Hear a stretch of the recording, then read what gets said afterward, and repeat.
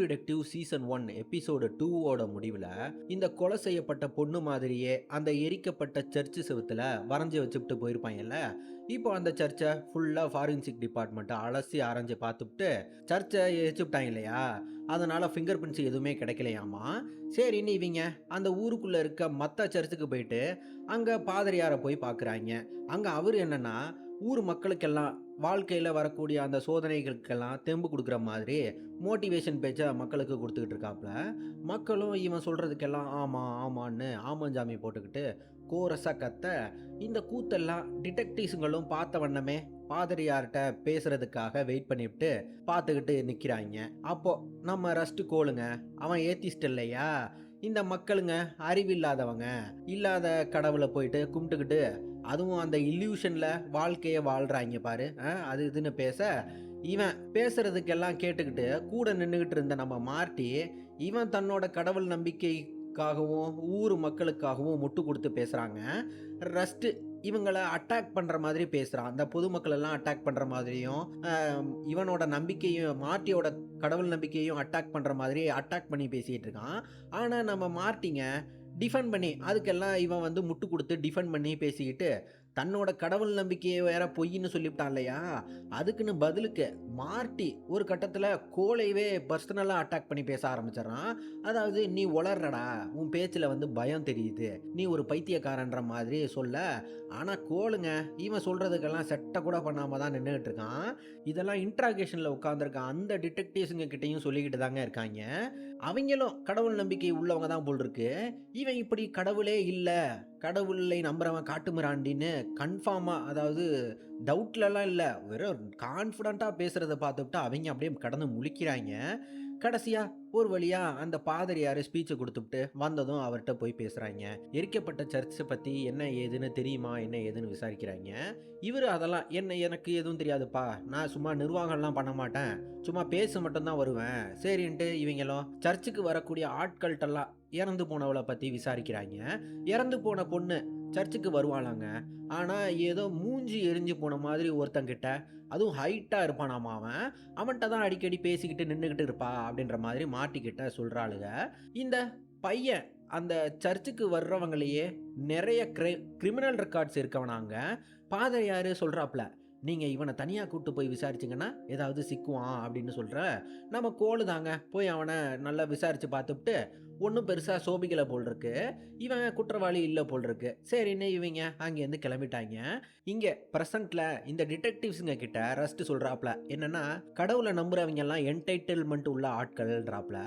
அதாவது me me me எப்போ பார்த்தாலும் நான் செல்ஃப் அப்சார்வ்டு உள்ள ஒரு ஆட்கள். எப்படின்னா இந்த உலகத்துக்கே இவங்க தான் ஹீரோயின்ற மாதிரி மனநிலையில் வாழ்கிறவங்க. ஹீரோயின் ஆகிறதுக்கு அவங்க பின்னாடி இருந்து முட்டு கொடுக்கறதுக்கு, அதாவது சப்போர்ட் பண்ணுறதுக்கு கடவுள்னு ஒரு சப்போர்ட்டை வச்சுக்கிட்டு கிறுக்கு பசங்கன்னு போட்டு பொழந்துக்கிட்டு இருக்காங்க. நேரில் கேட்டுக்கிட்டு இருக்க இதுக்கு நமக்கே எப்படி இருக்குல்ல, அதை நேரில் கேட்டுக்கிட்டு இருக்க அவங்களுக்கு எப்படி இருக்கும் அந்த டிடெக்டிவ்ஸுங்களுக்கு, எப்பா ஒரு பேக்கு விடப்பான்னு அவங்களே எழுந்து போயிடுறாங்க. ட்ரூ டிடெக்டிவ் சீரீஸை வந்து பழைய போலீஸ் முறையில், அதாவது இந்த சிசிடிவி கேமரா அதெல்லாம் வந்து உலகமே நவீனமயமாக்கப்பட்டுருச்சு இல்லையா, இதெல்லாம் முன்னாடி ஒரு காலம் இருந்திருக்கும்ல, அதாவது சிசிடிவி கேமராலாம் எதுவுமே கிடையாது, கொலையை யாராச்சும் நேரில் பார்த்தா தான், அதாவது ஐ விட்னஸ்ஸு இந்த ஃபிங்கர் பிரிண்ட்டு இதெல்லாம் வச்சு தான் கொலை பண்ணது யாருன்னு கண்டுபிடிப்பாங்க இல்லையா, அந்த காலத்தில் தாங்க இந்த ட்ரூ டிடெக்டிவ் வெப் சீரிஸ் எடுத்திருப்பாங்க. ஸோ இந்த இமீடியட் சொல்யூஷன் நமக்கு கிடைக்காதுங்க, பொறுமையாக தான் விடை கிடைக்கும். அதுக்கு சில காலங்கள் கூட எடுத்துக்கலாம், 5 வருஷம் 10 வருஷம் 17 வருஷம்னு ஆகலாம். இல்லைன்னா கொலை பண்ணவன் யாருன்னு கூட விடை கிடைக்காம கூட போகலாம், அதுக்கும் பாசிபிலிட்டி இருக்குதுங்க. இப்போ சர்ச்சில் இவங்களுக்கு ஒன்றும் கிடைக்கலன்னுட்டு கேஸை எங்கே டாஸ்க் ஃபோர்ஸ்ட்டை மாற்றி கொடுத்துருவாங்களோ அப்படின்ட்டு நம்ம மார்ட்டிக்கு லைட்டாக டவுட் வந்துட்டுங்க. ஆள் பயப்படுறான். ஆனால் நம்ம கோலுங்க நல்லா ஸ்ட்ராங்காக கான்ஃபிடெண்ட்டாக நம்புகிறாப்புல குற்றவாளியை கண்டுபிடிச்சிடலாம்ட்டு. அப்போது மார்ட்டிங்க, டே நீ எப்போ பார்த்தாலும் கேஸை பற்றியே யோசிச்சுக்கிட்டு இருக்க, நீ ரொம்ப அப்சசிவாக இருக்க வேலை மேலே, ஸோ உன்னோட விஷனெல்லாம் நம்பாதறான்னு சொல்ல, நீயும் தாண்டா அப்சசிவாக இருக்க, ஆனால் ஜாபில் இல்லை, நீ வேறு எதுலேயோ அப்சசிவாக இருக்க அப்படின்றாப்புல. அந்த வப்பாட்டியை தாங்க குத்தி காட்டி ஓட்டுறாப்புல. ஆனால் அவன் அதை பெருமையாக பேசுகிறாங்க. எப்படின்னா, ஆமாண்டா என்ன பாரு, என் வாழ்க்கையில் குடும்பம் குட்டி கூட வப்பாட்டின்னு எல்லாமே இருக்குது. ஸோ நான் உன்ன மாதிரி ஒண்ணும் வேலைய மட்டும் புடிச்சு தொங்கிக்கிட்டு அப்சசிவா இல்ல அப்படின்றாப்புல. அப்போ கோலுங்க, ஆமான்டா உன்ன மாதிரியே இந்த குற்ற உணர்ச்சி இல்லாத மனிதர்கள்லாம் யூசுவலாவே அவங்க வாழ்க்கையில ரொம்பவே சந்தோஷமா தான் இருப்பாங்க. அப்படின்னு ஒரு சில உண்மைகள மூஞ்சுக்கு நேரா சொல்லிப்புடுறாப்புல. மார்ட்டிக்கு இவன் சொல்றதெல்லாம் எதுவுமே கேட்கலங்க. ஆளு ஏதோ அவன் என்ன நெனைக்கிறான்னா, இவன் ஏதோ பொறாமையில பேசுறான். சின்ன பையன்ற மாரி தான் நம்ம ரஸ்ட்ட பார்க்குறாப்புல. மார்ட்டி இந்த டிடெக்டிவ்ஸ்ங்க கிட்ட கோல பத்தி பர்சனலா அட்டாக் பண்ணி பேசுறான். அதாவது எப்படின்னா, டிடெக்டிவ் வேலையில ஆளு ரொம்பவே மூலக்காரன் தான். ஆனா கேரக்டர் சரியில்லாதவன்ற மாரி சொல்லிட்டு இருக்காப்புல. எப்படின்னா, ஒரு டிடெக்டிவ் பார்ட்னரா இவன் சூப்பர்ன்ற மாதிரியும், ஆனா கொஞ்சம் பைத்தியம்ன்ற மாதிரியும் சொல்லிக்கிட்டு கிடக்கான். ஆனா இங்கிட்டு ரஸ்ட் கோலு மார்ட்டிய பத்தி தப்பாலாம் சொல்ல மாட்டாங்க. ஒன்லி கேஸ மட்டும் என்ன நடந்தது, ஏது நடந்ததுன்னு மட்டும் சொல்றாப்ல. உண்மைய தான் பேசுவாப்ல. இப்ப புரியுதா உங்களுக்கு எப்படின்னு? அடுத்ததா இங்க நம்ம ரஸ்ட்டு மார்ட்டி வீட்ல இல்லாதப்போ, அவன் வீட்டுக்கு போயிட்டு, அவன் வீட்டு தோட்டத்தெல்லாம் சுத்தம் பண்ணி குடுத்துப்புட்டு, அவன் பொண்டாட்டி மேகியோட கடல போட்டுக்கிட்டு இருக்க, அந்த மேகி நம்ம ஆளு இப்படி ஒண்டிக்கட்டையா இருக்கானே, வேற எதுவும் பொண்ண கோலுக்கு செட் பண்ணி விடலான்னு மாமா வேல பாக்குது. ரஸ்ட்டுக்கு ஒரு மாதிரி டபுள் மைண்டட் தாங்க இருக்கு. ஏதாவது கல்யாணம் பண்ணலாமா? இல்ல இப்படியே தனியா இருக்கலாமான்னு ஒரே மாதிரி டபுளா தான் இருக்கு. இவங்க இங்க பேசிக்கிட்டு இருக்க, அப்போன்னு பார்த்து புருஷன்காரன் மாட்டி வந்து புடுறான். அவனுக்கு செக்க கோவம். ஏன்டா நான் இங்க என் வீட்ல இல்லாதப்ப அதுவும் என் பொண்டாட்டிகிட்ட என்னடா இழிச்சு இழிச்சு பேச வேண்டியதா கிடக்குது. இனி நான் இல்லாதப்ப வந்த உனக்கு அவ்வளோதான்டான்ட்டு சண்டை போட்டுவிட்டு நல்லா கராரா சொல்லி போட்டுறான். அனுப்பி விட்டுப்புடுறான். அப்புறம் இப்போ ராவுல மார்ட்டி தான் குடும்பத்தோட ஒண்ணா சந்தோஷமா இருக்காப்லங்க. அங்க மேகி என்னன்னா, ம், ம் அப்படின்னு சும்மா ஏதோ கூப்பிடுது. எதையோ பேச கூப்பிடுறா. என்னன்னு பார்த்தா, மார்ட்டியோட பொண்ணுங்க. மூத்த பொண்ணு. அவன் நோட்ல எப்படி வரைஞ்சு வச்சிருக்கா பார்த்தீங்களா? ஆ, ஐயோ! ஐயோ! அதுக்குன்னு பொண்ண பெத்த அப்பாவும், அம்மாவும் இதெல்லாம் தப்புமா, அசிங்கமா இதெல்லாம் அப்படின்னு சொல்லி அவள ஷேம் பண்ண, பொண்ணு தான் பண்ணது தப்புன்னு உணர்ந்து அழவே ஆரம்பிச்சிடுறா. இவங்களும் இப்படிலாம் பண்ணாத, இனிமே இப்படிலாம் பண்ணக்கூடாதுன்னு சொல்லி கண்டிச்சு விடுறாங்க. அப்புறம் இங்க மேகிக்கு மார்ட்டி பையன் ஏதோ அஃபேர் வச்சிருக்கியா என்னன்னு மறுபடியும் கேட்குறாங்க. தூங்க போறப்ப எதுவும் அஃபேர் வச்சிருக்கியா என்னன்னு. ஆனா மார்ட்டிங்க இவன் தான் வேலைய காரணம் காட்டி அதனால தாம்மா அவன் கூட டைம் ஸ்பெண்ட் பண்ண முடியல. எனக்கு ரொம்பவே கஷ்டமா இருக்குதும்மா. என்ன பண்றது? வேலை இப்படி அப்படின்னு சொல்லி ரொம்பவே நல்லா செக்க ட்ராமா போடுறாங்க. அவளும் இவன் பண்ற ட்ராமாவ நம்பிப்புட்டாங்க. புருஷன் வேலையில கஷ்டப்படுறதுக்கு தன்னால ஒரு பொண்ணா, இவளால ஒரு பொண்ணா என்ன குடுக்க முடியும்? அவர் கஷ்டத்த போக்க முடியும். எப்படின்னு சொல்லுங்க? செக்ஸ் தான் இல்லையா? செக்ஸ்ன்னு அந்த செக்ஸ் கருமத்த தாங்க குடுக்குறா. புருஷன் பொண்டாட்டி 2 பேரும் ரொம்ப நாள் கழிச்சு ஒண்ணும் மண்ணுமா இருக்காய்ங்க. மார்ட்டி இவங்கள்ட்ட சொல்றாங்க. அதாவது ரஸ்டுகோல் போலீஸ் விசாரணையில இவனை விட நல்லா பண்ணுவானாமா. எப்படின்னு பார்த்தா, இந்த சர்ச்சில் சொல்லியிருப்பாங்கல்ல, கொலை செய்யப்பட்ட பொண்ணு ஹைட்டா ஒரு மூஞ்சி எரிஞ்சு போன ஒரு ஆளோட அடிக்கடி பேசிக்கிட்டு நிப்பா அப்படின்னு. இவங்களும் போலீஸ் ரெக்கார்டில் அந்த மாதிரி மூஞ்சி எரிஞ்சு போன ஒரு ஆள் யாரும் இருக்காங்களா அப்படின்னு பார்த்துட்டு ஒருத்தன் மட்டும் சிக்கியிருக்கான். அவனை போய் என்ன ஏதுன்னு விசாரிக்கிறாங்க. அந்த ஊர் போலீஸ் விசாரணைலாம் எப்படி இருக்குன்னு பார்த்தீங்களா? டீசெண்டாக சேரை போட்டு உட்கார வச்சு தான் பேசி தான் விசாரிக்கிறாங்க. நம்ம ஆளு கோலு மார்ட்டி சொன்ன மாதிரியேங்க, அவன் ஏதோ பாதிரியார் மாதிரி பேசுறான். உனக்கு உன் பாவம் மன்னிப்பு கொடுக்குறேன், செஞ்ச குற்றத்தை ஒத்துக்கடான்னுட்டு அவன் பண்ண குற்றத்தெல்லாம் அவனும் ஒத்துக்கிறான். ஆனா இந்த கொலையை இவன் பண்ணலன்னு தெரிய வந்துருச்சுங்க. கதையை கேட்டுக்கிட்டு இருந்த அந்த டிடெக்டிவ்ஸுங்களும் ரஸ்டவே பாராட்டுறாங்க. பரவாயில்லையேடா, நல்லா அருமையா அந்த ரூமுக்குள்ள நல்லா தான் விசாரிச்சுக்கிட்டு இருக்க. நீ ரொம்பவே உன்னோட ரெக்கார்ட்ஸ் எல்லாம் நல்லா இருக்குன்னு அருமையா பாராட்டுறாங்க. இவனும் சொல்றான். எப்படிடா என்னன்னு கேட்க, இவனும் சொல்றான். இந்த மாதிரி அக்யூஸ்டுங்க எப்படி யோசிப்பாங்கன்னு அவங்களோட மனநிலையில இருந்து பார்க்கணும். ப்ளஸ் அவன் அப்போதைக்கு நம்ம மண்டைக்குள்ள என்ன வார்த்தைகள்லாம் வருதோ, அத அப்படியே ஹானஸ்ட்டா அவன்கிட்ட அப்படியே பேசுனா, அதெல்லாம் அசால்ட்டா போட்டு வாங்கிரலாம் சார் அப்படின்ற மாதிரி நம்ம ஆள் சொல்றாப்ல. இப்போ போலீஸ் விசாரணை ஃபெயிலியர் ஆச்சு இல்லையா? பாஸ் வேற 2 வாரத்துக்குள்ள கேஸ முடிக்கலன்னா டாஸ்க் ஃபோர்ஸ்ட்ட கேஸ மாத்தி குடுத்துருவேன்னு சொல்லியிருக்காப்லல்ல. அதுக்குன்னு ரஸ்டுகோல் நைட்டெல்லாம் தூங்காம கொள்ளாம ஆளு டிபார்ட்மெண்ட்ல இருக்க பழைய கேஸ் ஃபைல் ஹிஸ்டரி எல்லாம் எடுத்து எல்லாத்தையும் பார்த்துக்கிட்டு கிடக்காங்க. அப்போ இங்க இவங்கள்ட்டயும் சொல்றான். இந்த மாதிரி 1000 பேர் கொலை செய்யப்பட்ட ஃபோட்டோவெல்லாம் பார்த்தேன். ஏன் சார், இவங்கெல்லாம் உயிரோட இருக்கப்ப செத்தவங்கெல்லாம் தனித்தனி இண்டிவிஜுவல் சொன்னோம், இவங்களுக்கு வாழ்க்கையில ஏதோ பர்பஸ் மீனிங் ஏதோ இருக்குதுன்னு நம்பிட்டு இருந்திருப்பாங்கல்ல, ஆனா செத்துட்டாங்க பாத்தீங்களா அப்படின்னு சொல்லி சாவு தான் மனிதர்களோட அகங்காரத்தை மொத்தமா அழிக்கக்கூடியதுன்னு சொல்றாப்ல. அடுத்ததா மேகியும் இங்க மார்ட்டியும் புருஷன் பொண்டாட்டியா சேர்ந்துக்கிட்டு ஒண்டிக்கட்டையா இருக்க நம்ம ரஸ்ட்டுக்கு மாமா வேலை பார்க்குறாங்க. சும்மா சொல்லக்கூடாதுங்க, அந்த பொண்ணும் ரொம்பவே அழகா இருக்கா. அவ பேர் என்னன்னு பார்த்தா ஜெனிஃபர் ஆமுங்க. பொண்ணு பேரு ஜெனிஃபரு. ரஸ்ட்டு நல்லா சார்மிங்கா அழகா இருப்பான் இல்லையா, அதுக்குன்னு அவளுக்கு ரஸ்ட்டை பார்த்தோன்னே ஆளுக்கு பிடிச்சி போச்சுங்க.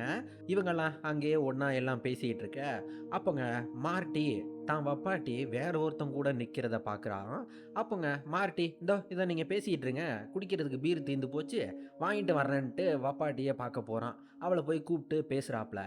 அவள் ஸ்ட்ரெயிட்டாக மூஞ்சுக்கு நேராக சொல்லி போடுறா, இந்த மாதிரி நீ ஒன்றும் டிவோர்ஸ் பண்ணிவிட்டு என்னை கட்டிக்கலாம் வேணாம், ஆளை விடுறா சாமி, நான் வேற ஆளை பார்த்துக்கிறேன்ற மாதிரி சொல்லி போடுறா.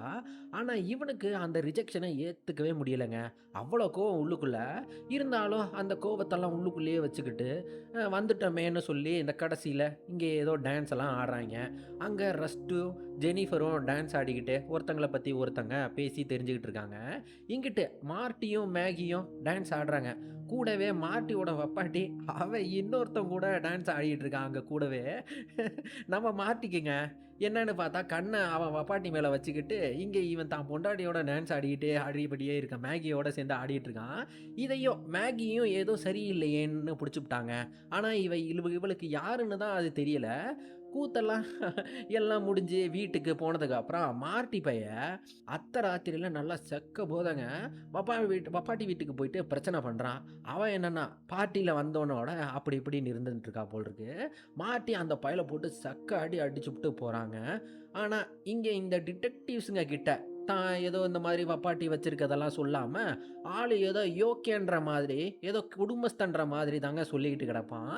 மாட்டி நைட்டு வப்பாட்டிகிட்ட சண்டை போட போயிட்டான்ல, அதுக்குன்னு அவன் பொண்டாட்டி மேகி தான் புருஷன் மேலே சந்தேகப்பட்டுக்கிட்டு ரஸ்ட்டு கோல்கிட்ட ஃபோன் அடித்து பேசுது, என்ன ஏதுன்னு கேட்குது, யாரையும் வச்சுருக்கானா என்னன்னு கேட்குது.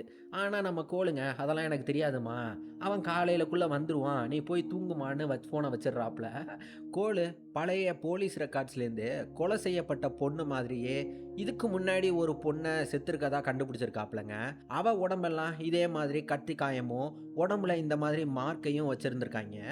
ஆனால் கேஸை பார்த்தீங்கன்னா ட்ரக் அடிச்சுக்கிட்டு ஆற்றுக்குள்ளே விழுந்து செத்துட்டான்னு போலீஸு கேஸை க்ளோஸ் பண்ணியிருக்காங்கன்னோ மாட்டிகிட்ட சொல்ல, அப்போ பாஸ் வந்து மிரட்டிவிட்டு போகிறாப்புல, டேய் இன்னும் 2 நாள் தான்டா மிச்சம் இருக்குது, கேஸை கண்டுபிடிக்கலன்னா கேஸை டாஸ்க் ஃபோர்ஸ்கிட்ட மாற்றி விட்ருவேன் அப்படின்ட்டு சொல்லிட்டு போகிறாப்புல. இவங்களும் சரின்ட்டு இதோ கண்டுபிடிச்சிட்றேன் சார் அப்படின்ட்டு அவசரமாக கார் எடுத்துக்கிட்டு வேகமாக ஓடுறாங்க. அந்த அந்த கேஸில் அந்த பொண்ணோட தாத்தா பார்த்தீங்கன்னா இந்த ஊருக்குள்ளே தான் எங்கேயோ இருக்காராமா. அவரை போயிட்டு விசாரிக்கிறதுக்கு கார் எடுத்துக்கிட்டு அவசரமாக ஓடுறாங்க. அப்போ காரில் போகிறப்போ நம்ம மாட்டி கோலை கேட்குறாங்க, ஏண்டா ஒரே நேரத்தில் ஒரு ஆம்பளை 2 பேர்த்த லவ் பண்ண முடியுமாடா? நீ என்னைக்காச்சும் ஒரு நாள் பேட் மேன் அப்படின்ற மாதிரி என்னைக்காச்சும் நினச்சி வருத்தப்பட்டிருக்கியா அப்படின்னு கேட்க, அப்போங்க வேற மாதிரி டைலாக்குங்க இது. இந்த சீரியஸ்லேயே இந்த உலகத்தில் நம்மள மாதிரி பேட் மேன்லாம் தேவைப்படுறாங்கடா. நம்ம தான் இந்த உலகத்தில் உள்ள மற்ற பேட் மேன்களையும் கண்ட்ரோல் பண்ணுறதுக்கு நம்மளும் பேட்மேனாக தான் இருக்க வேண்டியதாக இருக்குன்னு சொல்கிறாப்புல. இங்கே இறந்து போன பொண்ணோட தாத்தா என்னன்னா அவள் இந்த மாதிரி ட்ரக்குனால தான்ப்பா செத்துட்டான்னு அடித்து சொல்கிறாப்புல. அதனால தான் ஆற்றுல விழுந்து தான் செத்து போயிட்டா அப்படின்னு நல்லாவே சொல்கிறாப்புல. இவங்களும் அங்கேருந்து கிளம்புறப்போ இறந்து போன பொண்ணோட டைரியை பார்த்தா அந்த பொண்ணு ரொம்பவே சின்ன ஸ்கூலில் தாங்க படிச்சிருக்கா. கிளாஸ் 10லேயே மொத்தமாக 12 பேர் தான் இருந்திருக்கானுங்க. இந்த ஸ்கூலில் நம்ம உயரதிகாரி ஒருத்தர் அறிமுகப்படுத்தி வச்சுருப்பார்ல, அவரை கூட நம்ம கோல் வந்து கண்ணுக்கு கொண்டு கூட பார்க்காம வச்சு பேசியிருப்பானே, அவரு தான் இந்த ஸ்கூலோட இவரோட ஃபவுண்டேஷன் ஆமா. இவர் ஃபவுண்டேஷனில் தான் இந்த ஸ்கூலு இயங்கிட்டு இருக்காமா. இவங்களும் ஸ்கூலுக்கு போயிட்டு கோல் மட்டும் தனியாக போய் இவரை போய் விசாரிக்கிறாங்க. அங்கே புல் வெட்டிக்கிட்டு இருக்கவரை போயிட்டு பேச்சா போடுறாப்புல. அவன் நான் இந்த மாதிரி இந்த ஸ்கூல்லலாம் வேலை பார்க்கலங்க, நான் இங்கே தினக்கூலிக்கு வேலைக்கு வந்திருக்கேன்றாப்புல. அப்போ மார்ட்டி கார்னில் ஹார்ன் அடித்து அவசரமாக அடிச்சுக்கிட்டே கிடக்கான். சரின்னு அவர்கிட்ட சொல்லிவிட்டு இவன் அப்படியே பொறுமையாக நடந்த மேனிக்கு அப்படியே வர, மார்ட்டி இலை எடுத்தவன், நான் இங்க ஹார்ட்ன்னு அடிச்சுட்டே இருக்கேன் அவசர அவசரமா. இவன் என்னன்னா எவ்வளோ பொறுமையா வர்றான் பாருன்னு அப்படியே வாய்க்குள்ளேயே மொனவுறாங்க. போலீஸ்லேருந்து இன்ஃபர்மேஷன் வந்திருக்குங்க. லெடூக்ஸ்ன்னு ஒருத்தன் இந்த மாரி போலீஸோட டேட்டாபேஸ்லேருந்து சிக்கியிருக்கான். ஆளு இவன் தான் மெத்து ட்ரக்க செஞ்சிருக்கான். கொலை செய்யப்பட்டவங்கலாம் மெத்து ட்ரக் அடிச்சிருப்பாங்கல்ல, இந்த ட்ரக்க அவன் தான் செஞ்சிருக்கானா. இவங்களுக்கு எந்த நம்பிக்கையும் இல்லாம ஒரு மாரி இருட்டுக்குள்ள வெளிச்சத்த தேடிட்டு இருந்தவங்களுக்கு, இப்போ இது இந்த கேஸ்ல ஒரு சின்ன ஸ்பார்க் கிடைச்சிருக்குங்க. ஆளுங்க அப்படியே எப்படின்னா, கார்ல அப்படியே போலீஸ் சைரன் அப்படியே வச்சுக்கிட்டு, அப்படியே வாக்கி டாக்கில அக்யூஸ்ட் டீட்டெயில்ஸ் எல்லாம் கிடைச்சிருக்கு. ஹலோ, ஹலோ, ஹலோ அப்படின்னு வெறித்தனமா அப்படியே கார்ல போய்க்கிட்டு இருக்காய்ங்க. அப்போ மார்ட்டிங்க, இங்க டேய் நீங்க எப்பயாச்சும் கன் ஃபைட்லலாம் ஈடுபட்டுருக்கீங்களாடான்ட்டு கேட்குறான். அவனுங்களும் இல்லன்னு, அப்புறம் எலவெடுத்த உங்களுக்கு எப்புட்றா நான் சொல்றதெல்லாம் புரியும்? போங்கடா போய் வேற ஏதாவது டிடெக்டிவ் இருந்தா வர சொல்லுங்கடா அப்படின்னு சொல்லிட்டு இருக்கான். இவங்கள்ட்டங்க இங்க ரஸ்ட்டு இங்கிட்டு இவரு சொல்றாப்புல இந்த மாரி ஃபோட்டோல அவங்க கண்ணெல்லாம் பார்த்தாலே என்னால சொல்ல முடியுது. அந்த இறந்து போனவங்க கண்ணெல்லாம் பார்த்தாலே என்னால சொல்ல முடியுது. சாவ பார்த்து பயந்து ஓடின இந்த மனிதர்கள்லாம் கடைசியா சாகுறப்போ, கடைசி சில வினாடிகள்ல அவங்க அந்த சாவ கடைசியா அந்த ஏத்துக்கிட்டு, உயிர இவங்களாவே போக விட்டுட்டாங்க. அப்போ இவங்கள பத்தி நினைச்சு வச்சிருப்பாங்கல்ல. இந்த மாதிரி நான் இதான் இதான் நானு, இதான் எனக்கு என்னோட ட்ரீமு. அது இதுன்னு. இதெல்லாம் ஒரு நேனோ செகண்ட்ல அப்போ அவங்க கண்ணு முன்னாடி வந்துட்டு போயிருந்திருக்கும். அப்போ அவங்க ரியலைஸ் பண்ணியிருப்பாங்க. இந்த ட்ரீமு, இந்த பெயினு, மெமரி இதெல்லாம் வெறும் இந்த மாதிரி வெறும் அந்த எப்படி சொல்றது? அறைகளுக்குள்ள பூட்டப்பட்ட அறைகளுக்குள்ள போட்ட மாதிரி. அதாவது மண்டைக்குள்ள போட்டு வச்சிருக்கோம் இல்லையா? அவ்வளோதான் அப்படின்னு சொல்றாப்புல. சார் இந்த மனுஷன் வாழ்க்கை அவ்வளோதான் சார் அப்படின்ற மாதிரி சொல்லிட்டு இருக்காப்புல. இவன் குடிச்சிருப்பான்ல டின் பீரு. அந்த டின்ன மட்டும் அப்படியே கிழிச்சு கிழிச்சு அழகா ஒரு மாரி மனுஷ பொம்மை மாதிரி செஞ்சுக்கிட்டே இவங்கள்ட்ட பேசுவாங்க. இந்த டயலாக்லாம் அப்படியே ஒரு மாரி செஞ்சுக்கிட்டே தான் பேசிக்கிட்டு இருப்பான். இப்போ எபிசோடோட கடைசில கொலைகாரன காட்டுறாங்க. பார்த்தீங்களா? யாரையோ வெட்டி கூறு போட்ட மாதிரி அப்படியே வர்றான். கத்தியோட மாஸ்க் போட்டுக்கிட்டு, ஜட்டியோடவே வர்றானாம். நம்ம ஆட்களும் கிட்ட வந்துட்டாய்ங்க. கன் ஃபைட் நடக்கும் போல் இருக்கு. மார்ட்டி சொன்ன மாதிரியே, அப்படி என்னடா கன் ஃபைட் நடக்குதுன்னு பார்ப்போம். எப்படி இந்த கொடூர சைக்கோ கொலைகாரன நம்ம ஆட்கள் புடிச்சாங்களான்னுலாம் நம்ம அடுத்த எபிசோட்ல தாங்க பார்க்கணும்.